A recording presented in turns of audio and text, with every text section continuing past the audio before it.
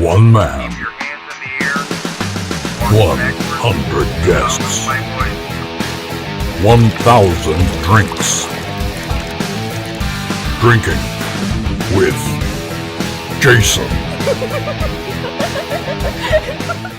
Hey there, freaks. Welcome back to Drinking with Jason, episode number 19 with Mark Gunnells. Before I bring him in here, I just want to explain why I've been gone so long. I think this is the second time I've been gone for a long time, but I got very sick at the end of the year. I told everyone I'd be gone over the holidays because I'd be traveling, and then I got pneumonia.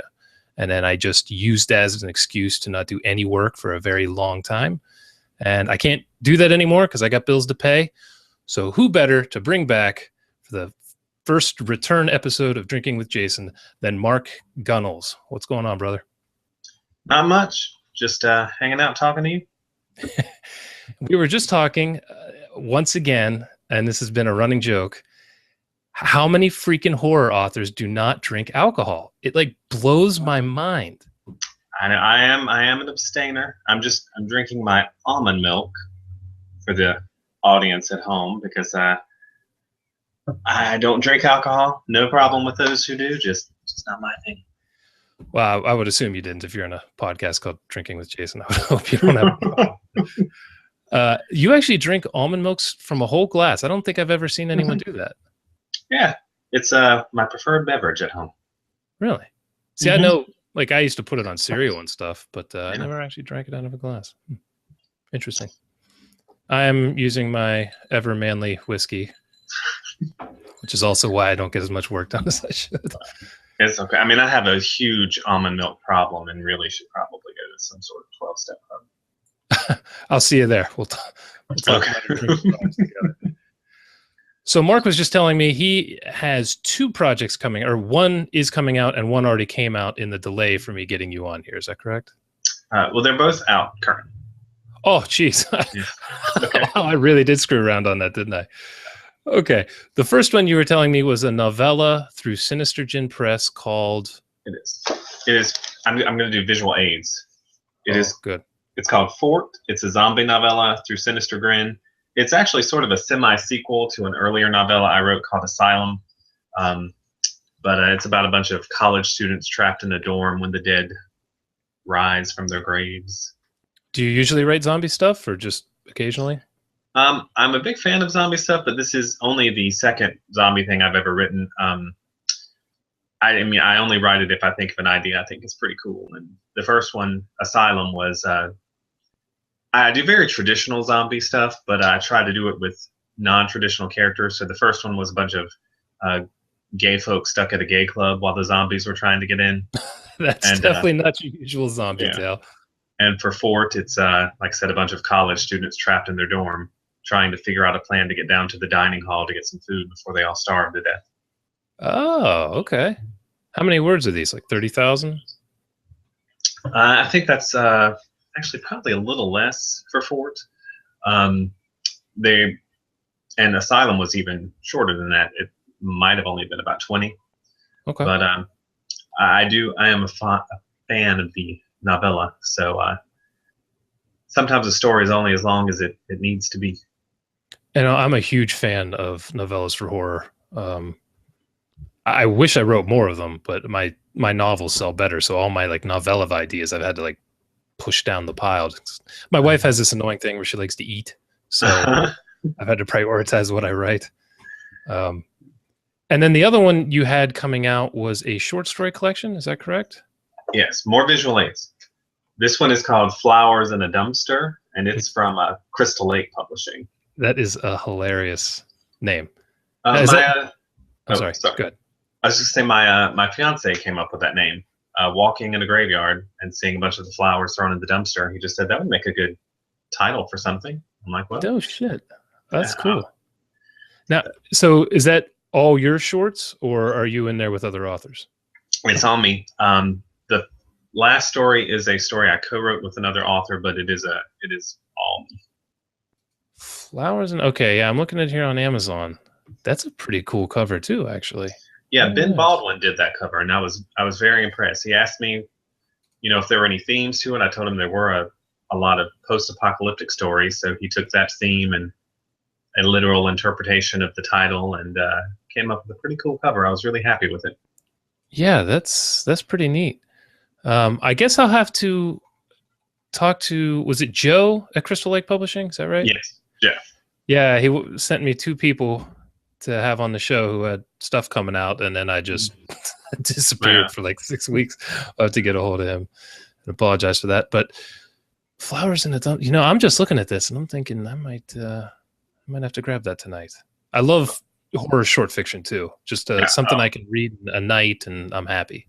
I'm very passionate about short fiction. I know, in some circles it's not as popular, but it's I love to read it. I love to write it. And I get really excited when I find a publisher, because Crystal Lake, really promoted this heavily, and just like they would a novel. And I was very happy with all the work they put in.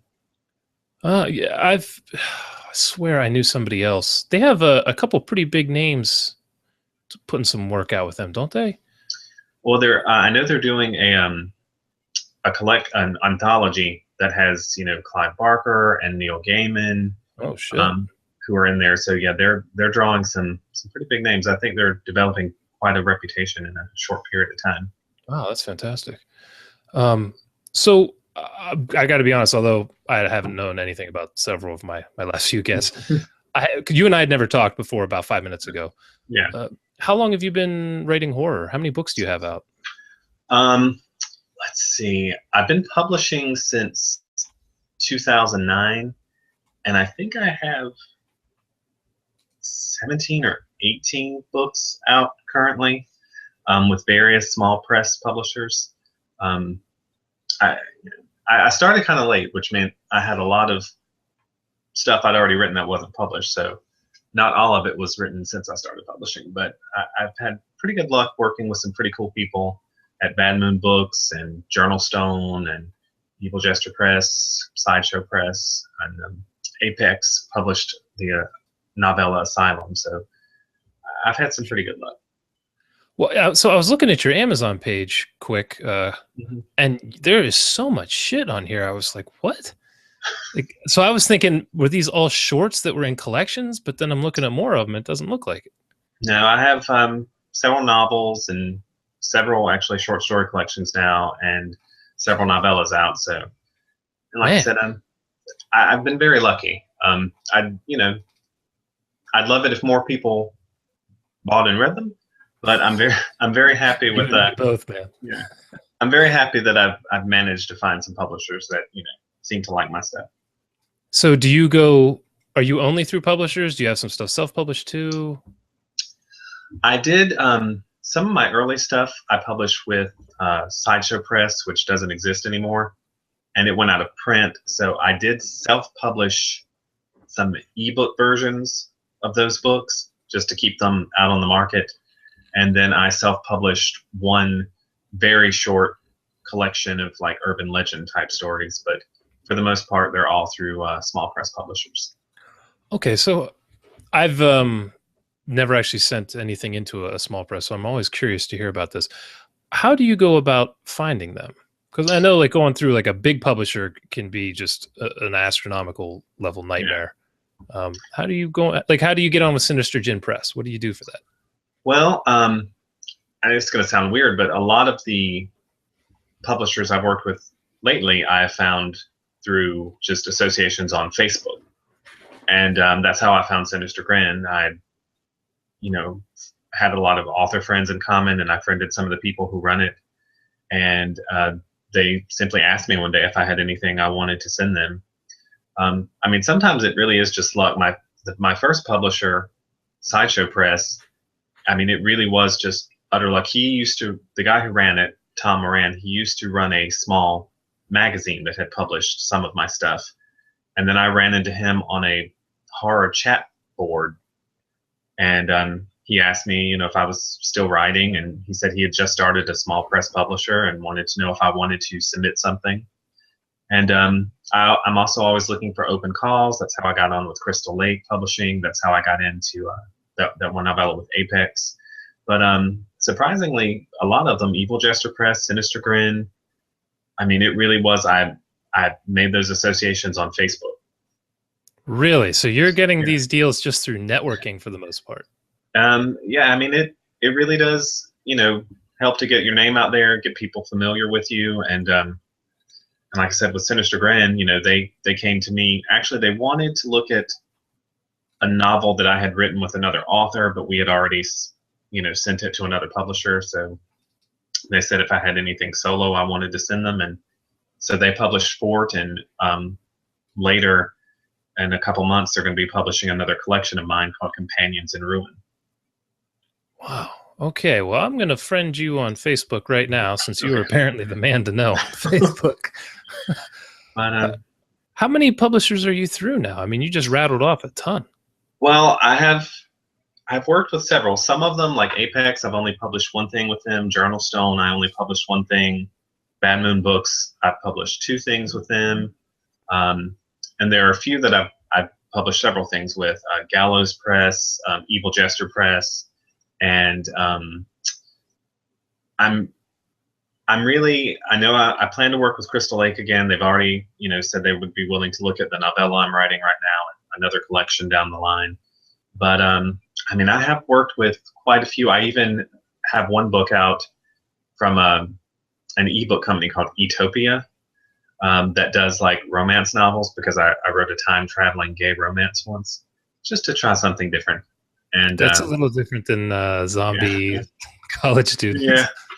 But, I was just trying my hand at something different. And actually, it was one of my publishers, Evil Jester, who said, of course, we don't publish this sort of thing, but they recommended, I send it to someone over at Utopia. So they actually helped me get that deal.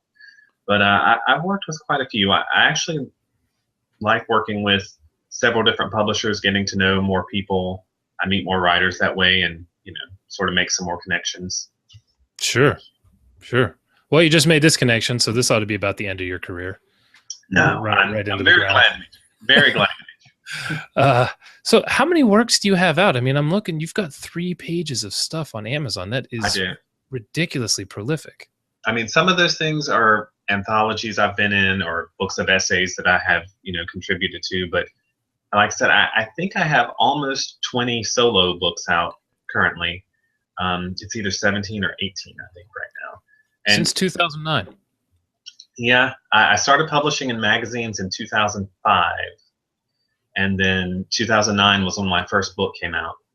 And since then, it's been, it's kind of weird. Like I go through, like last year, I went through 9 months of the year, and I had nothing out. And then I had 3 books out in rapid succession, one in October, November, then December. Didn't plan it that way. There were some delays with one publisher, and another publisher pushed it up. But, so at the end of last year, it was just sort of a pile up of books, which is sort of a marketing nightmare. Yeah, that's the worst. I published one short story last year, and it's freaking killing me. And now I'm going to have 3 or 4 novels come out in the first 7 months of this year. And that's my own stupid fault, but yeah, it's difficult. I mean, I figure like, God, everyone's going to be so sick of me. I'm like, I just got done talking about this book, and now I'm talking about this other one. But, you do what you can. And, it helps to have publishers that really help you with the promotion. And like I said, Crystal Lake in particular has just been above and beyond, getting, some high profile blurbs and getting me stuff like this. And you hit the jackpot here. And just off topic for a minute, I thought your audience might want to play a drinking game, because I noticed this in the last interview I do. Take a drink every time I say and okay. But you may get alcohol poisoning by the end of the interview. Well, I take that challenge. Because I hadn't even noticed it, so I'll probably. I just noticed one a second ago, and I thought, I wonder if I'm doing it all the time, because I don't know I'm doing it. But then when I listen back to something, I'm like, oh my God, I said that like a million times. And if I go back and listen to any of my first couple podcasts or interviews, I said and so constantly. It's like I was having a stroke and my brain stopped working. Yeah. So, who did you get? You said you got a high price. Wow. Apparently, I've been doing those shots already. High profile blurbs for your book. Well, they got they've gotten some people like Lisa Morton, who's the president now of the Horror Writers Association, and Gene O'Neill and people like that. And then he had contacted me and said, we're going to send your book to Ramsey Campbell. Oh, shit. And I said, Ramsey Campbell's not going to read my book? Like, that's crazy. Ramsey Campbell is someone with books on my shelf. He's not somebody who's going to read my book. But he did, and he actually gave me a very lovely review. And I mean, I was a little flabbergasted. And I actually, I got, there's a story in the collection that I had entered into a contest that was judged by Clive Barker. It was, you had to write a story based on a painting of his. And I didn't win, but I was the first runner-up. And for all the people who placed, he gave a very nice blurb for. And I got permission to use a part of that on the cover of Flowers in the Dumpster. So I had a review from a blurb from Clive Barker on the front cover and a blurb from Ramsey Campbell on the back cover. So sort of, getting it British from both ends. But well, I think I hate you now. No, well, the two of them. It's very surreal to know that people that I've been reading for years, like just the fact that they read something I wrote is kind of surreal. Right. Yeah, they've heard your name. I know, it's just kind of crazy, but I was very, very happy with that. And I don't let it go to my head, but it was very, made me kind of giddy. I bet I'd have been doing kickflips around my house. I see you even have Keelan Patrick Burke on here too. Yeah, he gave me a very nice blurb for the book as well. I mean, they got me a lot of blurbs for the book, and I was very happy with how aggressively they went about, promoting the collection. I actually just read a short story or maybe it was a novella, Sour Candy. I just read that from him last night. That's kind of funny. I'd never read anything by him. It's really good. He's a pretty cool guy too. I knew him on Facebook, but that's how I know most everyone these days. Yeah, I'll have to have him on here. I really like that book, so I think I'm going to grab Flowers in the Dumpster here. I'm just the name alone just has me. Well, I'll be sure to tell my fiance that he sold a book by giving me that title. There you go. I wanted to ask a little bit. You mentioned how much you love short fiction. Mm-hmm. Do you actually prefer to read that over novels? I wouldn't say I prefer to read it over novels. I guess when I think of novels and I think of short stories, I think of them equally. And I know, a lot of people are either one way or the other. They prefer the novel or they prefer the short story. But, I think they both have their strengths and are both perfectly valid forms of storytelling. And so I will admit I get a special joy if I find out a writer I like is releasing a new collection. Because in some ways it's like you get 10 to 20 fictional worlds for the price of one, more bang for your buck that way. And especially if I'm going to try a new writer, one of the first things I do is see if they have a collection out. And I start with that because I feel that's going to give me a much broader view of what they can do as a writer. Sure. No, that's very true. What about as a writer? Do you prefer writing short fiction? I do prefer writing short fiction. I feel it's where my greatest strength lies as a storyteller. I definitely have a very great passion for short fiction. I do like the novella and I do like the novel when a story, calls for that length. But I would say I'm probably happiest when I'm writing short stories. Now, why is that? Do you like that you can complete them so quickly? You can do more diverse ideas? What is it? And I'm not even sure if I can answer that. I don't know if sometimes it just seems something sort of innate, but I feel like I have a sort of a natural understanding of like the pacing of a short story and how to develop a short story. And when I'm writing something longer, I struggle a little more with that, which is one reason I do like to work on longer things to sort of hone that ability as well. That maybe doesn't come as naturally, but I do struggle with particularly pacing in longer works. I have to do, luckily there's always a revision process after I turn in a manuscript, but I do feel I can nail a short story easier than I can nail a novel. Like a novel is more work. Sure. Yeah, Not that it's I'm against work, a little bit but more work. yeah. No, I when I started writing, my plan was to write basically shorts and novellas, and then I put out 2 novels as well, and I was like, oh shit, those sell way more. So I just basically abandoned that strategy after like 4 books. But I really do enjoy reading them, and I even like just the cheaper price, like you said. When I'm trying to find a new writer, if I can get a short story for $1 or a novella for $2 or $3, Yeah. I like that. And then if I don't like their work, it's not like I'm out $10 or whatever it is. Yeah, that's true. And I don't know. I kind of want to try to bring the short story back. I mean, not that it went anywhere, but I do. It is a lot of publishers are not as open to short story collections, especially from writers that aren't very established. And I mean, they have a right to be because historically they don't sell as well these days. So Unless you're Stephen King. yeah. So, but I do think short stories offer something to the reader that's sort of unique from the novel. Like I said, I don't think it's better than or lesser than, but I do think it's equal to what you can get. I mean, if a short story is done right, you're going to get like a novel's worth of entertainment in it. And so I do have such a passion for it. I'm sort of a short story pusher, I guess you could say. Okay. Who do you read then? Short story wise, who's your favorite? Oh man. Well, I mean, going back for some of the obvious ones, I love Clive Barker. I think amazing. His shorts are unbelievable. Yeah, his short stories are just. I mean, I don't even know if I can. They're bold. They're original, and even if he takes a common idea, he can do something original with it.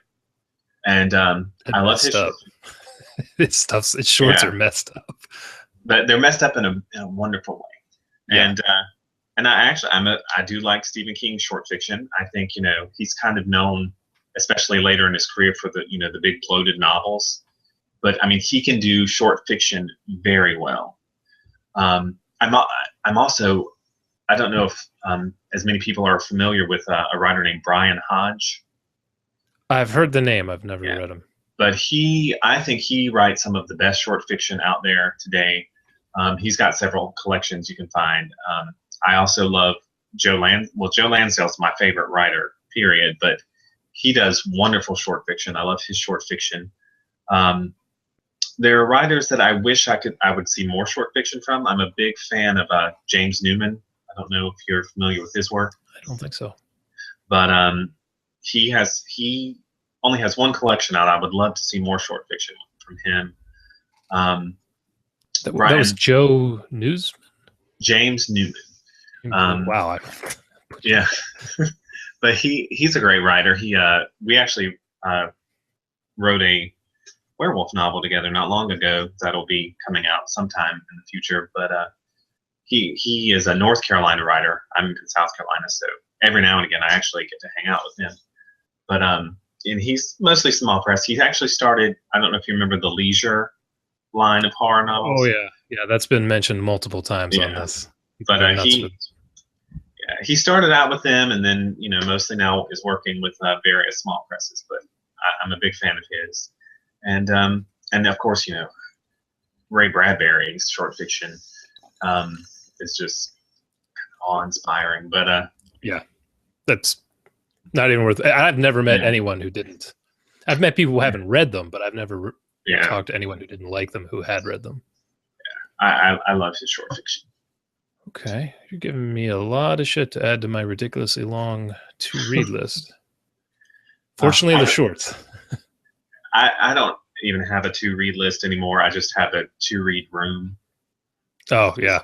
That's probably more apt. Yeah. Now, do you find you get a lot of people sending you books to read before release, and then I get that. I've been getting that from authors more and more. So I'm like, oh yeah, sure, I'll read it, and blurb or whatever. Yeah. But then the things I've bought are just like I bought books 6 months ago, a year ago, that I still haven't even cracked yet. It's driving me crazy. I mean, I have a book problem. So I'm definitely buying so much faster than I could possibly ever read. Yeah, me too. So yeah, I mean, I have books, and every now and again, I realize like I've read books in the last couple of years that I've had since I was a teenager, and I'm 41 years old. So Wow, you're hanging on to those. yeah, so I'm like, I'm gonna read, and some of them are, great classic books. I just recently read Ghost Story by Peter Straub for the first time. I've never read that. Everyone says it's great. It was excellent, and like I said, but I've had it since I was a teenager. It just took me that long to read it, but I do get not that much because I'm not like I'm a big name, but I get I don't get a ton either. Yeah, but I read slow. I get some stuff from people asking me to blurb, and if I can, I like to do that because, like I said, I've been lucky with some blurbs, so I want to sort of pay that forward if I can. And I've read some pretty cool books that way. And like I said, the problem is there was I'd gotten one, I kind of kept putting it on the back burner, and then I heard from the publisher like if you're going to do a blurb for this, we need it this week. And I'm like, oh shit. So I just luckily it was very good, so I did like kind of tear through it in the week. If it had not been good, I don't know if I would have made the deadline, but I'm like, and because I felt so bad, I'm like, all these people were so nice to me to blurb me, and here I am, just that thing's just been hanging out on my Kindle for 3 months. But so if I can, I like to read things because I'm always looking for new writers, and I'm more than happy to. I'm a big cheerleader for books and writers that I like. That's good. That's real good. And yeah, the blurb thing. I mean, if you're getting big names like that, that just blows me away. It's good to be able to pay that back. I wanted to ask too, and there's something I've been asking some people, but I forget a lot of times. Do you prefer Kindle or paper? Because this is like a war for some people. I've always like, when the Kindle came along, a lot of people were very, it's trying to kill the print book. I always believed, they can coexist side by side. Part of me is always going to be a print book kind of person. I like the feel of it. Let me. I didn't ask that the right. What do you prefer to read on? Is what I meant. I read more print, but I own a lot more print. But I actually love reading on my Kindle too, because I feel like when I get really lost in a story, the way a good story will sort of suck you in that way, I sort of forget what I'm reading it on anyway. Mm-hmm. Sure. So, I actually really like my Kindle, but I do read a lot more print books just because I have so many more print books. Gotcha. See, I'm sort of the opposite. I read almost exclusively on Kindle now. And I don't buy print books too much anymore unless I really love the book. And then I'm almost like how people collect vinyls. Mm-hmm. I'm like, I'll go buy the hardback or the paperback just to have it, even though I'm never going to crack it. It's like this weird collector's thing for me, but I still like paper. Yeah. I'm getting better. I used to I think, well, I have to buy the new Stephen King in print because I have everything else by Stephen King in print, and then I'll just have that one hanging out on a Kindle. But well, I don't buy a lot of Stephen King on Kindle anyway, because the bigger authors, sometimes their Kindle prices are. Don't even get me started, man. But if they go on a sale, I'll grab them, and then I don't worry that now I don't have everything of his in print. Some of it's on Kindle. So I feel like I'm slowly coming around because, like I said, I do really enjoy reading on my Kindle. It's nice. It's portable. The prices, like I said, except for the big name authors, are usually pretty reasonable. I can get stuff by like Joe Lansdale that comes out in print only in like expensive limited editions. Mm-hmm. I can get them for a couple of bucks on Kindle. So I do enjoy Kindle. I'm not a Kindle hater. It's just interesting. I've talked to a couple people who were very one way or the other, and it's almost like the assumption. Holy shit! I just went way out of focus. That's probably better for them anyway. People who were like, if you say you read on Kindle, they think you just want to burn print books. Yeah. Like, no, I do get that, but I've always believed that. They're both so legitimate. I mean, I do understand the appeal of paper on a psychological level. Like I said, I like the way it feels and even the way a book smells. But I was waiting yeah, for it. yeah. Everybody mentions the smell of the book. But I also recognize that has nothing to do with the story. Like, so the people who say, like, oh, so-and-so only has this book on Kindle, so even though I love them, I can't read it. I'm like, that level of aversion, I don't understand. I'm like, because I'm still in it just for the story. Right. Yeah. Same here. Absolutely. Same here. You into audiobooks? I have not listened to an audiobook in years. Well, I'll take that back. I do have an old car that actually still has a tape deck in it. Damn. And what is a tape deck? I know, it's kind of crazy. So I picked up some old audiobooks on tape from a used bookstore, and I listened to some like Joe Lansdale and Clive Barker on audio in my car for a while there, just because I had the tape deck. Man, that's Yeah. quaint. I know. It's actually kind of sad. But, you know, because I had seen, and this sounds weird, I had seen that Joe Lansdale audiobook at the bookstore, and it was Sunset and Sawdust, which is one of my favorites of his. But I thought, oh, it's on, like, cassette tape. Like, what am I going to do? And then when I got this new used car, like, it had a working tape deck, and I'm like, I'm going right back to that store and buying that audiobook, and I'm listening to it. And, you know, Joe Lansdale's reading it himself, and I'm like, I like it when an author reads his own books on the audio. But other than that, I can't say I've listened to a lot of audio since I was probably, you know, in my early 20s when I did listen to some then. And see, I'm kind of the same way. I listened to it more like in high school, early college. I would listen to them, and then I just didn't at all. And now the last year and a half, 2 years, I've just been going bonkers with these audiobooks. I feel like my attention span is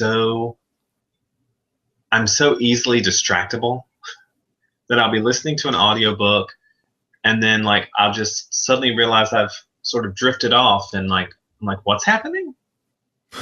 Like in your own thoughts, you mean? Yeah, I'm like, so I guess I better go back because I've missed something in this book, because I've just been suddenly was thinking about what I was going to have for supper, and then I just missed a bunch of action. So my attention span hurts my audio listening, I think. I really only use it when I'm doing some kind of mundane thing where I'm like washing the dishes, or like if I'm going for a walk or something, I'll listen to it. But I'm sorry, go ahead. I was just going to say, I do when I'm cleaning and stuff like that. I do love to pull up on my phone YouTube videos of author interviews. I'm a little obsessed with that. And I'll just plug that in and listen to, like, Stephen King or Clive Barker, you know, Anne Rice. I've just this weekend I was just listening to a ton of Anne Rice interviews, and I go through phrases where I'm just constantly looking up author interviews. One of my many oddities. No, I do that a lot too. Sometimes for motivation. Sometimes I just want to know what their deal is. Like, sometimes I'll read something really weird, and then you read a Clive Barker short story, and you're like, this dude's got to be crazy. And you look him up. Yeah, he's an interesting dude. Yeah, I recently finally read his novel Anagica. That's another one I had for a long time before I read it, and I mean, I loved it. I mean, it's one of those books where you're like, you know, how did that even come into his imagination? And I immediately just started trying to find, like, interviews where he specifically talked about that book, and I found a couple. But and it's really fun to find, like, really old ones. Like, I remember finding a really old interview of J.K. Rowling just when the first Harry Potter book came out, but it wasn't, like, a huge thing yet. So it's like, you know, she had no idea, like, what was about to happen to her life. Right. Like, it was just a little book that was selling all right. And I mean, not in a mean way, but, like, you could tell by her hair that she didn't have a lot of money yet. But her hair got a lot better after she got money. But it really does. Yeah, it's kind of interesting to watch those early interviews. But I also, like, I was watching some Anne Rice and Stephen King video interviews over the weekend, that I very vividly remember watching when they first aired. And it wasn't the beginning of their career. They were well into them. But looking at them compared to the way they look now, they look so young. And the fact that I could remember watching them suddenly made me feel really old. I'm like, if they're that much older now, then I'm that much older now. So let's not think too much on that. I'm guessing only going to get worse for people now with YouTube and everything. Everything's chronicled now. So whereas before, old interviews would just be lost. You know, how many did Stephen King do at like a local radio station in the 70s? Yeah, that are just gone. I was thinking about that. Like when I was young, it was like exciting if I found that, you know, because, you know, if you like a movie star or a musician, like you're going to see them everywhere when they have a new project out. But, you know, an author, you won't see as much. So it was so exciting. Like now you can just find almost anything. I found, this is going to sound crazy, but in the 90s, Whoopi Goldberg had her own late night talk show for 5 minutes. I think I remember that, yeah. And Stephen King was one of her first guests, and I was so excited. And I'm like, Stephen King, and a whole half-hour interview.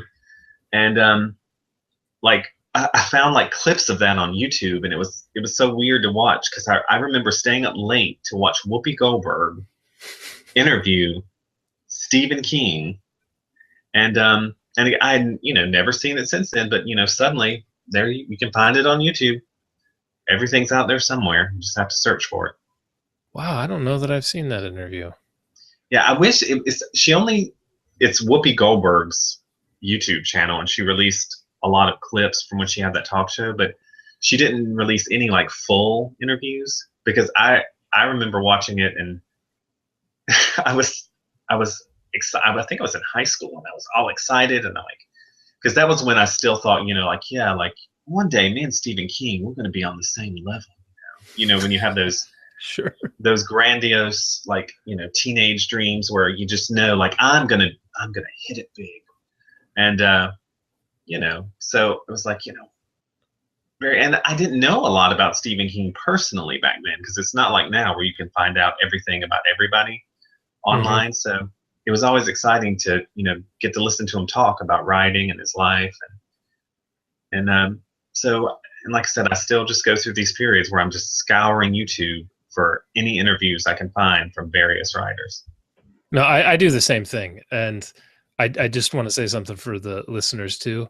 We did bring up Stephen King. The trend continues. Everyone I have on here mentioned Stephen King. Even one of my first guests was a romance writer, and somehow Stephen King came up. Everyone loves that guy. He's kind of iconic at this point. So yeah, it really is. So just, I hope you're not disappointed, people. The trend continues. No, I do it a lot too. I listen to a lot of author interviews.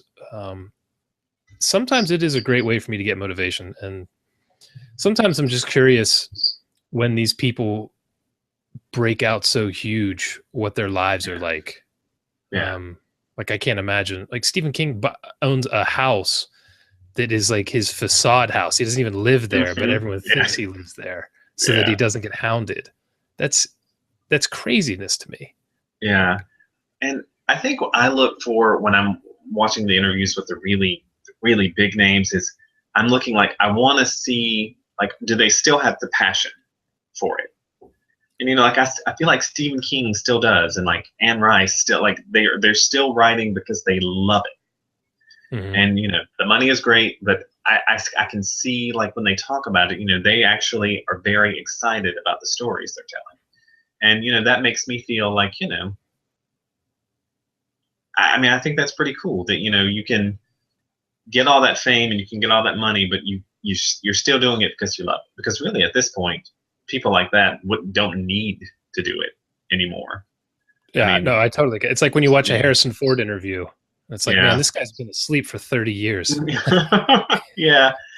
You know, sometimes I feel like sometimes there are writers out there that reach a certain point and then it just becomes like a machine. Like, okay, this is what people want. This is what I'm going to put out.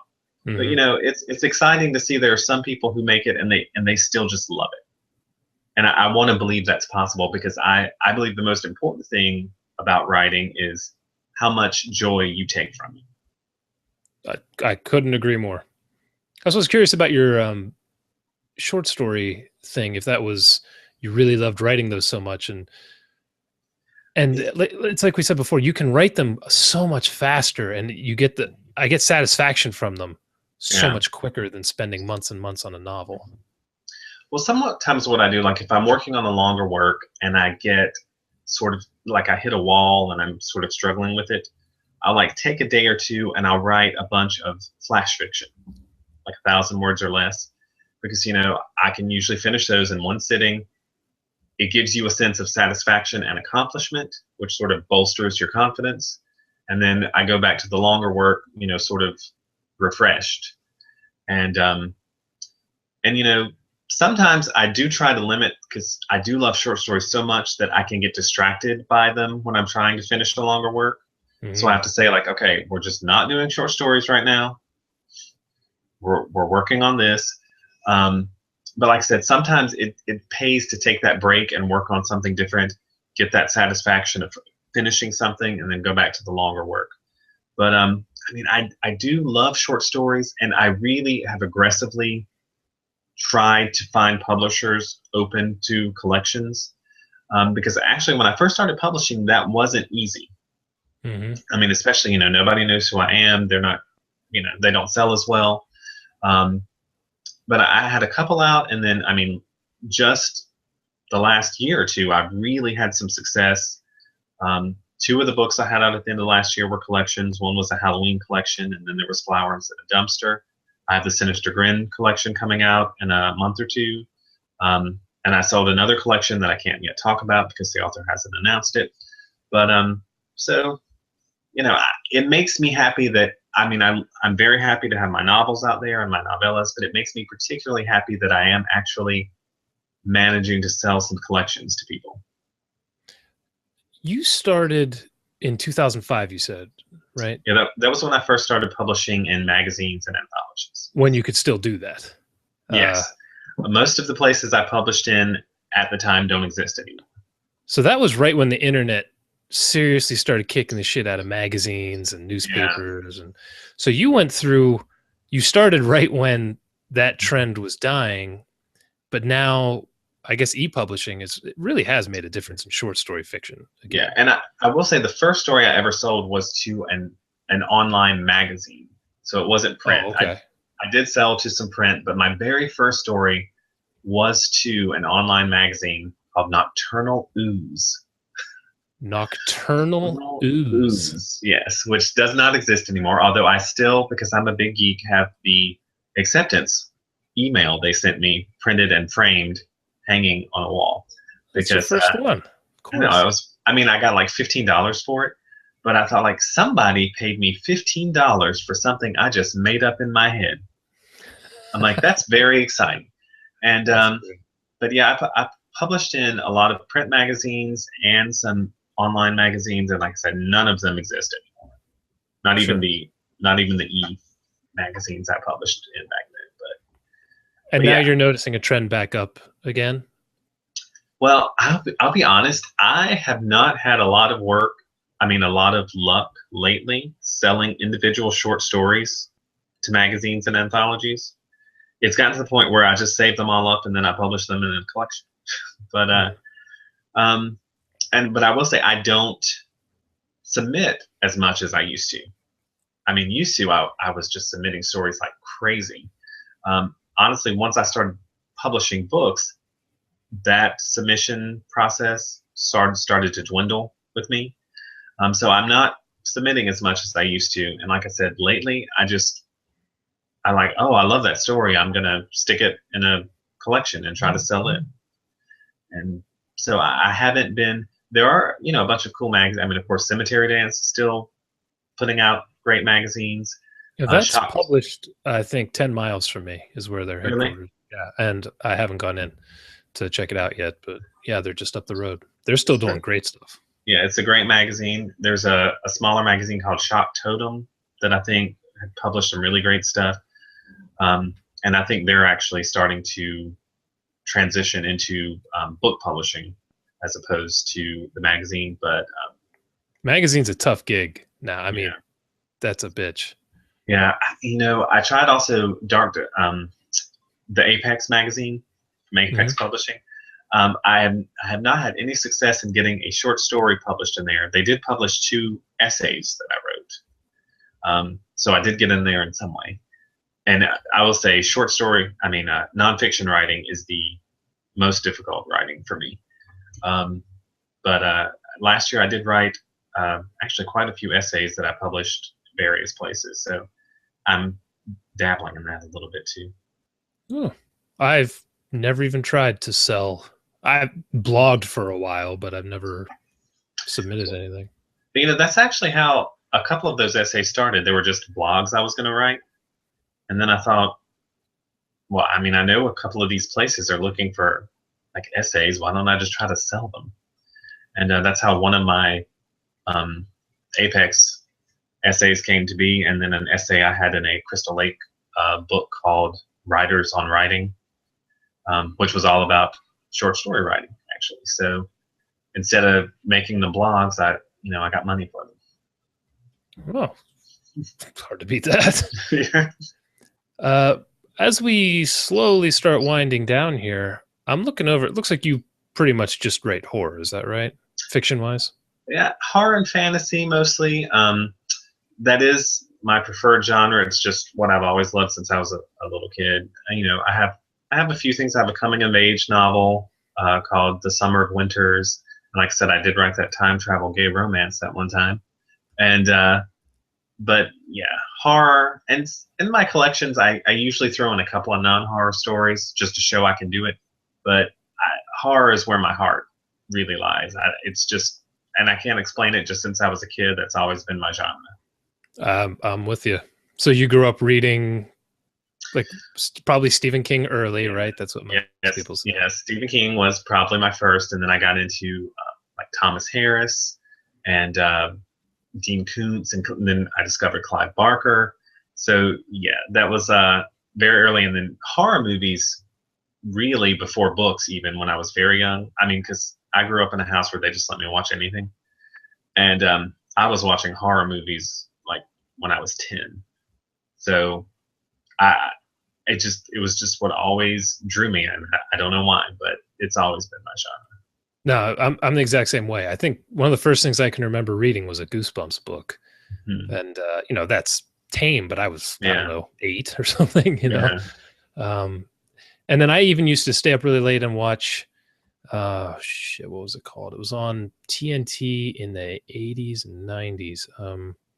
Monster Vision with Joe Bob Briggs. This guy. Oh, yeah. You remember that? Like, had a trailer and everything, and it would show like terrible horror movies. I used to stay up and watch that as a little kid. Yeah, and Twilight Zone was probably one of my first real exposures that I just loved that show. And I always, if anybody asked me about my influences as a writer, I always mentioned the Twilight Zone.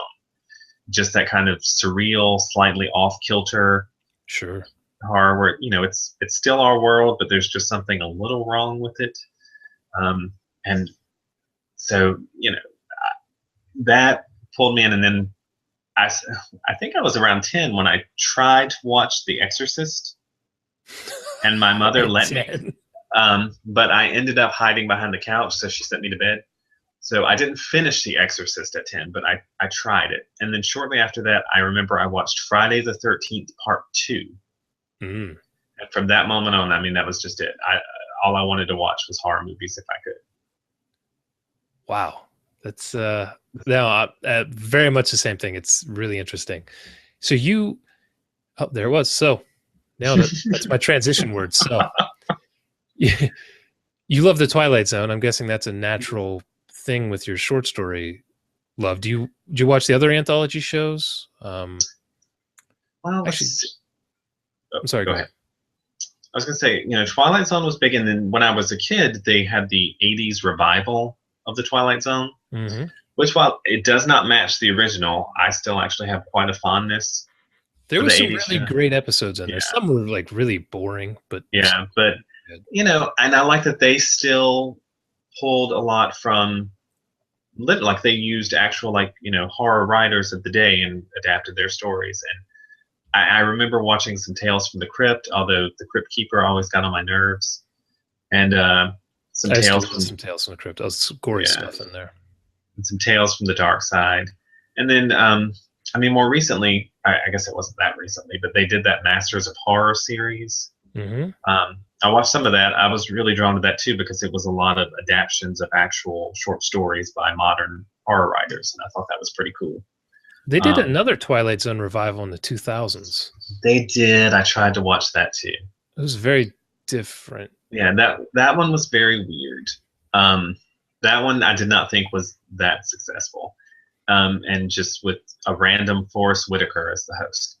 But it was. Yeah. I would not have picked Forrest Whitaker, but that one did not work for me. But no, it was another one. There were a couple episodes or a couple segments or whatever that I was thinking, you know what, they're getting it, and then they would just shit the bed in the next one. And yeah. I mean, did it for me. I was interested, like they did that like sequel to the one about the little kid who could send people to the cornfield. Oh yeah, I forgot about that. And they had the actual, guy who was the kid when in the original one, and Cloris Leachman, because she was in it in the original one, and she was back, and that one was kind of interesting. And then they did a remake of The Monsters Are Due on Maple Street, where the people think it's like a war. Or... Yeah, they think it's like terrorism instead of aliens. Yeah, I thought that was interesting in that for the modern time that made more sense than aliens. I didn't think it was a wholly successful episode, but I did appreciate the effort to bring it into the modern times. But for the most part, that new one just didn't really. It lost some of the magic to me. There was another show around that time. I think it was called Night Visions or something like that. But I think it only lasted a couple episodes, and I remember seeing that and being real excited. There's a new horror anthology show, and then gone. Yeah, you just don't see those as much anymore. And if so, maybe cable. I mean, it's like the short story. It's tough. Yeah, I mean, you don't even. I mean, they used to do. Well, I mean, I guess the most recent one I can think of. They used to do the anthology horror film, like Creep Show and Tales from the Dark Side and stuff like that. But I know the only one I can think of recently was the Trick or Treat, the Halloween movie that came out a few years ago. Which I freaking love that movie. Yeah, we watch it. We watch it every October now. So do we. I absolutely love that. And I think there's a sequel coming out, supposedly. Yeah, they're supposed to be making one. I would like to see it because I did think that was a very good movie that maybe deserved more of a release than it got. But it's that anthology format. It's just it's tough. I want everyone to see that movie because I think it's fantastic. Yeah. But to continue veering off topic, that director just did Krampus, the one. Yeah, we have not seen that yet, but I haven't either. The trailers really turned me off, and then everyone I talked to that saw it absolutely loved it. Yeah, that's pretty much the same here. Like the trailer, like I couldn't tell. Like, is it a comedy or is it a horror film? Yeah, and so we talked about going to see it in the theater, but we never pulled the trigger. So we'll see it on DVD eventually. DVD. And then will you go rent that when you're listening to your VHS tapes? I know we still don't do Blu-rays, but we'll go rent a DVD at the Redbox. And Blu-rays are even out now. It's like the streaming. Yeah. I mean, we're a little behind. We have streamed movies to make myself sound like really old. Like we've tried it, but yeah, we still get go rent a lot of DVDs from the Redbox. So what do you write on? Do you chisel into a tablet? No, I do use my laptop for my writing. And I will say that I was talking to another writer just the other day about, we remember when we used to write on typewriters. And I mean, I'm so happy for my, worst. I took typing in high school back when boys didn't really take typing, but I wanted to be a writer. I'm like, I have to learn to do this. And I was never good at composing on a typewriter. So I would always write by hand and then type it up on the typewriter. But I'm so grateful for modern technology that way, because writing on my laptop is so much simpler. Editing is so much simpler. So I do love it, and I do, you know, I'm not anti-technology. I'm a little behind on the technology. I'm always a little behind. You're not a But, Luddite. You're just behind. yeah, I eventually catch up, but then of course everybody's moved on to something else. But I have a lag. That's fine. I shit on everyone. It actually took me a lot longer to give you shit than it takes everyone else. So you almost made it through a whole episode. I think that would have been the first one. I mean, this is the first time I've ever done this Google Hangout thing, and I was like, what's going to happen? Like, I don't even know what to do. You said we're going to do it on Google Hangout. I'm like, well, I know how to use Skype. Most people that do this use Skype. I just do it because it dumps the video straight into my YouTube channel, so I don't have to do shit if I don't want to. I had at least heard of Google Hangout. I had just never had any experience with it. Do you have an Android phone? I do. I did. I got one much later than most people.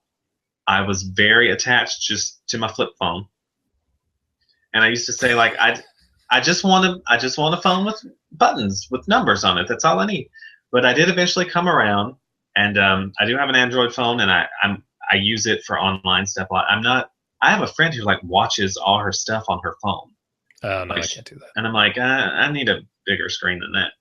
I watch stuff on my laptop, and we actually hook our desktop computer up to our TV, so we watch everything online, just on our TV, which makes us feel advanced. But everyone else is like, "What a weird thing to do." Like, you still have a desktop, but no, I have 2 desktops, though. But I have like 6 computers in my house. Yeah. No, the reason I said about the Android phone, Hangouts actually comes on all Android phones. Yeah, everyone's like, "Oh, I've heard of that," but I don't know what it is because they've seen it on their phone. Yeah, I've seen it on my phone. I've never touched it. There's a whole bunch of stuff on my phone I've never touched, but I see it on there. Okay. All right. As we about ready to wrap it up here, I did look up that night vision show I told you about. Henry Rollins was the host of it. I forgot about that. Yeah. Huh. 22 episodes in 2001. That was it. I don't even remember that. I'll have to see if that's on YouTube or something. I don't know. Do you have Netflix? I do. That is the best thing and the worst thing for horror movies. It reminds me of the old VHS rental days when you would just look at a wall of horror and 95% of it was the worst shit you've ever seen in your life. But then there's a couple gems. Yeah, because we watch a lot of stuff on Netflix, and I mean, every time Netflix goes up like a little bit, the price, people like, you'll get those people who complain, and I'm like, do you know more? I know, like, do you know what you're getting? I mean, I watch so much crap on there. Yeah. I mean, not all of it's crap, but I'm like, so for what I'm paying a month, don't be so entitled. That's a pretty good deal. Even people are crazy. They just drank 2 bottles of wine while they were watching Netflix. That cost them like $40. So, so we do watch a lot of Netflix, and we like to just scroll through and see if we can find something. And like sometimes it's just utter garbage, but then every now and again we find a movie where like, that was really good. And so it's pretty cool. We watch a lot of TV shows on Netflix. Just binge watch the hell out of them. Yeah, we don't even have cable anymore. We just have Netflix and Amazon Prime. That's what we do. Like I said, we just hook our computer up to the TV and watch it that way. It sounds like you guys need one of those Fire TV sticks, the Amazon ones. I've seen a commercial for it. I don't understand it. I mean, I'm so like, if you ever met my mother, though, I'm so much under. Like my mother won't touch anything computery or cell phony. She just doesn't. I used to, and this sounds ridiculous too, but she didn't have a DVD player at the time. I eventually bought her one, so I would visit her and I would watch movies with her on my laptop. And sometimes I would ask her to reach over and like hit the space bar to pause it, and she would just say, "I'm not touching that. I'm not touching it." Because she thought she broke our TV one time because she was trying, when we had DirecTV, she tried to change the channel, but changed the channel on the TV. And it just went to static. And then I walked in there and she was crying because she said, "I broke your TV." I'm like, "No, you just changed the channel back and we're right back in business." But so I'm so much more advanced than her. So it's all relative. You're coming along. I am. People should be proud of me. Well, two things here before I let you go. One, I'm seeing some kind of figurine or something hanging on the wall behind you. What is that? The one right up there? Yeah. That is Edward Scissorhands. Very nice. I have several ones around here. That's just when you see I have Freddy Krueger, and I also, I mean, because I'm an eclectic person, I also have a Jem and the Holograms doll, which is an 80s cartoon that I remember Jem. Yeah. I haven't seen the new movie that was not Jem. Oh, no, I'm not. I refuse to watch that. But because I was, every little girl and gay boy watched Jem and the Holograms. And straight boy. I watched it too. I'm very impressed. So I do. They wouldn't let me have a doll as a child, so I got one as an adult. But the new movie was truly outrageous, but not in the right way. No, I just can't. They can't ruin my memories. But this is my book room where I just put all my books and my figurines. And so you collect horror stuff too, not just books. Yeah, it's not an extensive collection, but if I see something cool, I like to get it. And but it's mostly books. It's mostly a book addiction. All right.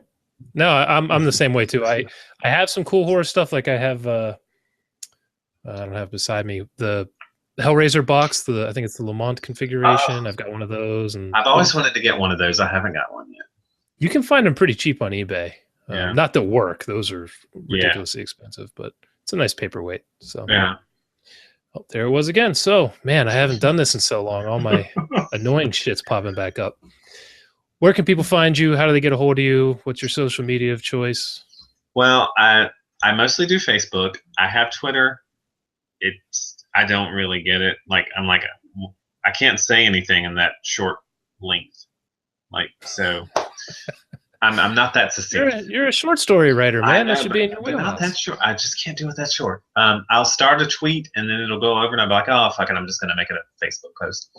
But so I'm on Facebook, Mark Allen Gunnells. Look me up. I have my own Amazon author page. I have a blog at markgunnells.livejournal.com. It is updated semi-regularly.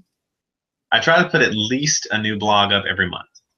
And then I also I host it so a lot of other writers I like can come on and I'll interview them, or they'll do guest blogs, things like that. And that's pretty much my online presence. Amazon, the blog, and Facebook. I'm on Facebook a pretty good bit, promoting my work, but also talking about other books I love and just apparently signing book deals. Well, that is it. It is. I always, when I talk to people who talk about it, I'm like, get on Facebook, friend other writers, friend publishers, and just I don't aggressively go after them, but you get to talking about books you love in common, and things can happen on there. So I totally get it. I started this podcast just to meet other writers. Yeah, that's the whole reason. So I joined Facebook because people kept telling me it's going to be a great place to promote your stuff. And I don't really know how many books I've sold because of Facebook, but I definitely know I've made some deals to publish books on Facebook. So it's been good for me that way. That works great. All right, man. Well, I appreciate you coming on. You were awesome. Thank you for having me on. I finished off my almond milk, and I'm just about done. This is actually remarkably good for me on this show. I'm just going to say that. I was well behaved. All right. I think that's about it, man. That was great. Thanks for having me on. All right. Thanks, Mark. Talk to you soon. Bye.